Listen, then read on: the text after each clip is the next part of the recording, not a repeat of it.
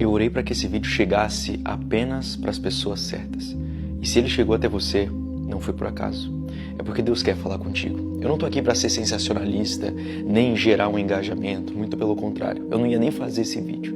Mas eu tava meditando na palavra, conversando com Deus.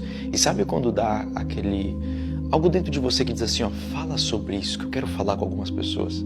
E eu só tô cumprindo esse recado. Então não ache que isso aqui é em vão. Tem algo para você. Escuta, por favor. Tu já parou pra pensar que às vezes tu perdeu aquela fé que tu tinha antes? E eu tava conversando isso com a minha esposa hoje. Nós compramos esse apartamento aqui e foi uma conquista pra gente. A gente saiu de uma comunidade, a gente venceu nas 3 esferas da vida. Hoje foi meu primeiro dia dos pais, inclusive. Tô gravando esse vídeo nos dias dos pais. Foi muito legal tudo isso. E eu tava conversando com ela, eu falei, Nath, lembra quando as coisas eram mais complicadas? Lembra quando tudo era difícil? Parece que a gente tinha mais fé, sabe? E deu aquele baque em mim.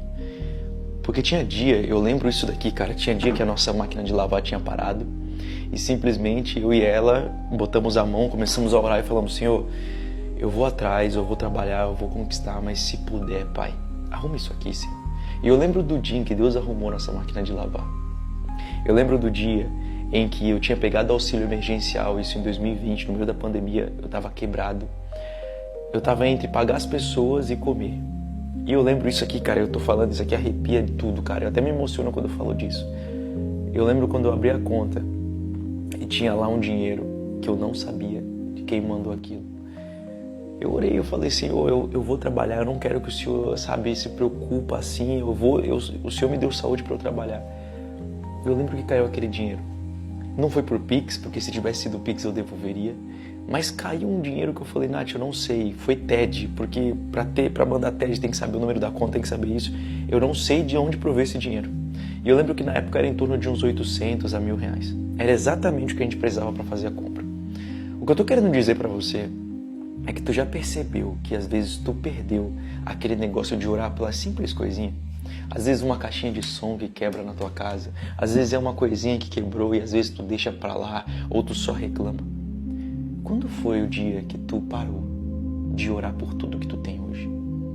Tu já percebeu que às vezes a gente se distanciou de Deus? E a gente reclama às vezes e fala assim, me dá isso aqui, me dá aquilo ali. Mas quando Deus ele quer nos provar ou provar a nossa fé como está hoje, a gente só esquece.